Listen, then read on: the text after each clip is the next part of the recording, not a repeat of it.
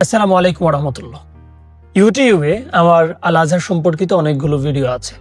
সাম্প্রতিক সময়ে আপনারা অনেকেই প্রশ্ন করেছেন এবং বিভিন্ন মাধ্যমে আমার কাছে জানতে চেয়েছেন যে আমরা যখন বাংলাদেশ থেকে যাই আল আজহারে আমাদের পড়াশোনাটা শুরু হয় কিভাবে, এবং অনেকেই জিজ্ঞেস করেন যে ভাই বাংলাদেশ থেকে গেলেই কি আমাদের স্কলারশিপ হয়ে যাবে বা আল আজহার আমাদেরকে টাকা দিবে, টিউশন ফি দিবে, আরো অনেক অনেক প্রশ্ন। অর্থাৎ প্রশ্নটা থাকে এমন যে আল আজহারে গিয়ে বাড়ি থেকে টাকা না নিয়ে স্কলারশিপের টাকা দিয়ে কি আমাদের পড়াশোনাটা চালিয়ে যাওয়া যাবে কিনা, এই দুটো বিষয় আজকে আপনাদের সামনে পরিষ্কার করবো ইনশাল্লাহ। প্রথমত হলো, আপনি যখন বাংলাদেশ থেকে মিশরে চলে আসবেন আপনার সব রকম প্রসেস করে আপনাকে আল আজহারে ভর্তি হতে হবে। এখন ভর্তিটা আপনি কোথায় হবেন? আল আজহারে মূলত 3টা লেভেল থেকে আমরা পড়াশোনা শুরু হয় এবং 3টা লেভেল দিয়ে শুরু হয়। প্রথমত হলো আপনাকে লোগা পড়তে হবে, অর্থাৎ মাহাদ দিরাসায়ে খাসা। দ্বিতীয়ত হলো আপনি যদি পড়তে চান তাহলে আপনাকে মাহাদিল আজহার যেটাকে বলে, অর্থাৎ ইন্টারমিডিয়েট কলেজ, আপনাকে সেখানে পড়তে হবে। এরপর হলো আপনি অনার্স বা কুল্লিয়াতে পড়বেন। এখন আপনি কোথা থেকে পড়বেন সেটা আগে বলে নেই।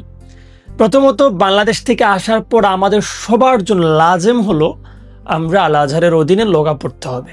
লোগা পড়ার জন্য এখানে 6টা লেভেল আছে। একটা লেভেলে হলো 60 দিন করে, এবং পরীক্ষা বন্ধ সবকিছু মিলে 60 দিনের বেশি সময় লেগে যায়।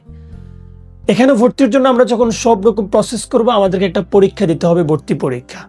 ভর্তি পরীক্ষা দেওয়ার পর আপনি যদি পরীক্ষায় অনেক বেশি ভালো করেন তাহলে আপনি যে কোনো একটা স্তর অবশ্যই পাবেন। কেউ প্রথম স্তর পায়, মুবতাদি পায়, কেউ মুবতাদি সানি পায়, বা আরও পরবর্তী যে স্তরগুলো আছে সেগুলো পায়। ধরুন আপনি মুবতাদি সানি পেলেন, তাহলে আপনাকে মুবতাদি সানি সহ 5টা স্তর পড়তে হবে। হ্যাঁ, 5টা মুস্তাওয়া আপনাকে পড়তে হবে। এগুলো শেষ করতে প্রায় আমাদের বছরখানেক সময় লেগে যায়। এখন এই মুস্তাওয়াগুলো শেষ করার পর আপনার যদি বাংলাদেশ থেকে আসার সময় বা আপনার যদি আলিমের সার্টিফিকেট থাকে তাহলে আপনি সরাসরি তানসিখ করে আপনি আল আজহারের অধীনে অনার্স করতে পারবেন।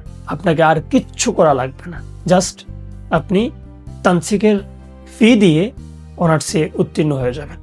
কিন্তু প্রশ্ন হলো, আমাদের যারা আলিমের সার্টিফিকেট নেই তারা কি করব? তাদের জন্য দুটো পথ। প্রথমত হলো, যদি হাদাসার পরীক্ষা দেওয়ার সময় তখন থাকে তাহলে আপনাকে হাদাসা পরীক্ষা অংশগ্রহণ করতে হবে। হাদাসা পরীক্ষা জাস্ট লাইক এটা হলো যে আপনার অ্যাডমিশন টেস্ট। আপনার বাংলাদেশ থেকে আসার সময় শরহে বেকার যদি সার্টিফিকেট থাকে আপনি সেই সার্টিফিকেটটাকে শো করে আপনি হাদাসা পরীক্ষা অংশগ্রহণ করবেন। সেখানে আপনাকে প্রায় 70% মার্ক তুলতে হবে, এবং আপনি যদি হাদাসা পরীক্ষা উত্তীর্ণ হন আপনিও সরাসরি আলিমের মতো করে আল আজহারের অধীনে কুল্লিয়াতে ভর্তি হয়ে যাবেন। যে কোনো কুল্লিয়া আপনার পছন্দ অনুযায়ী আপনি পড়া শুরু করবেন। এখন প্রশ্ন হলো, আপনি যদি হাদাসা পরীক্ষা না দেন তাহলে আপনার কি হবে? হ্যাঁ, এখন আপনি যদি হাদাসা পরীক্ষা না দেন আপনি চাইলে আল আজহারের অধীনে যেই কলেজ বা মাহাদ আছে সেখানে পড়তে পারবেন। মাহাদেও কয়েকটা লেভেল আছে, মোটামুটি শেষ করতে কয়েক বছর লাগে। এখন এখানে আবার ওই যে আমরা প্রথমে বললাম লোগার মতো করে স্টোর আছে, সেম ভাবে আপনি যদি মাহাদে ভর্তি পরীক্ষা দিয়ে আপনি যদি উত্তীর্ণ হন এবং আপনি অনেক ভালো ফলাফল করেন তাহলে আপনি যে কোনো একটা স্তর পাবেন। এখন আপনার স্তরটা যদি এমন হয় যে আপনি এদাদি সানি পেয়েছেন বা সালেস পেয়েছেন তাহলে আপনার সময় কম লাগবে, আপনি মাহাদ শেষ করে এরপর কুল্লিয়াতে যাবেন। মাঝেতে শুধু এতটুকু বেশ কম, আপনি মাহাদ পড়বেন না কিন্তু আপনি দিরাসায়ে খাসা শেষ করেছেন, ল্যাঙ্গুয়েজ শেষ করেছেন, আপনি সরাসরি হাদাসা পরীক্ষার মাধ্যমে কুল্লিয়াতে চলে যেতে পারেন। তাহলে এখানে 3টা স্টেপে আমরা কিন্তু আল আজহারের কুল্লিয়া পর্যন্ত পৌঁছাই। প্রথম স্টেপ ভর্তি হওয়া, পরীক্ষা দেওয়া, দিরাসায়ে খাসা শেষ করা। এরপর হলো যদি কেউ চায়, কেউ হাদাসা পরীক্ষা দিবে বা কেউ চাইলে মাহাদে পরীক্ষা দিবে।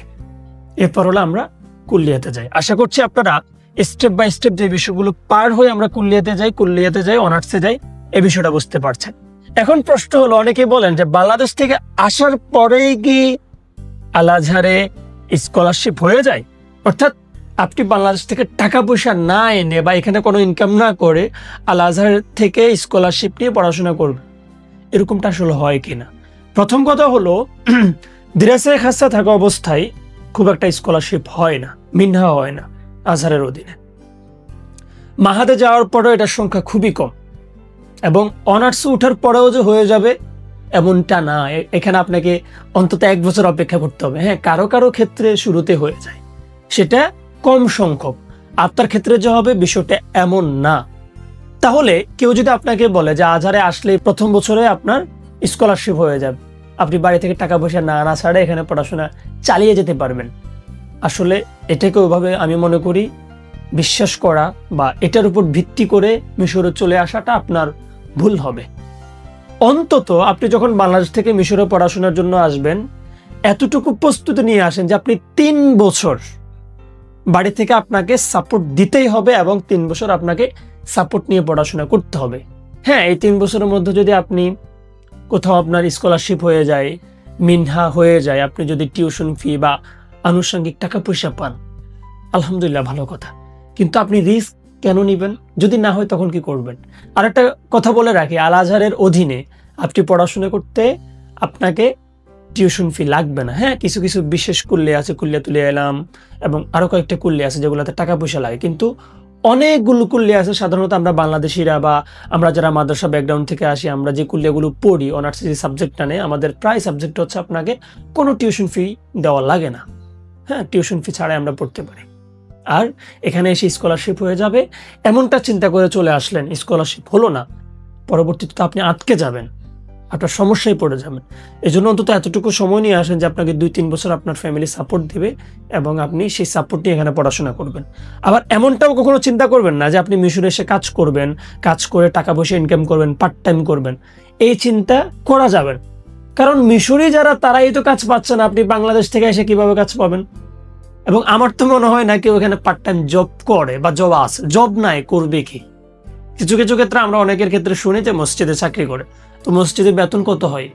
1500 পাউন্ড, 2000 পাউন্ড। এটা দিয়ে আপনার এখানে খরচ চলবে না। ন্যূনতম আপনার প্রত্যেক মাসে 12 থেকে 15,000 টাকা এখানে খরচ হবে। তাহলে মিশরে আসার আগে খরচের এই ব্যাপারটা ভালো করে জেনে বুঝে তারপর মিশরে পা রাখেন, যাতে এমনটা না হয় আপনার স্বপ্নের দেশে এসে আপনার স্বপ্নটা ভেঙে আবার আপনাকে দেশে ফেরত যেতে হয়। এমনটা যাতে না হয়, বরং এতটুকু নিশ্চয়তা নিয়ে আসেন যে আপনি যদি কোথাও স্কলারশিপ না হয়, কোথাও থেকে যদি আপনি কোনো টাকা পয়সা না পান, স্টাইপেন্ড না পান, আপনাকে যাতে দেশে ফিরে যেতে না হয়। আশা করছি বুঝতে পারছেন।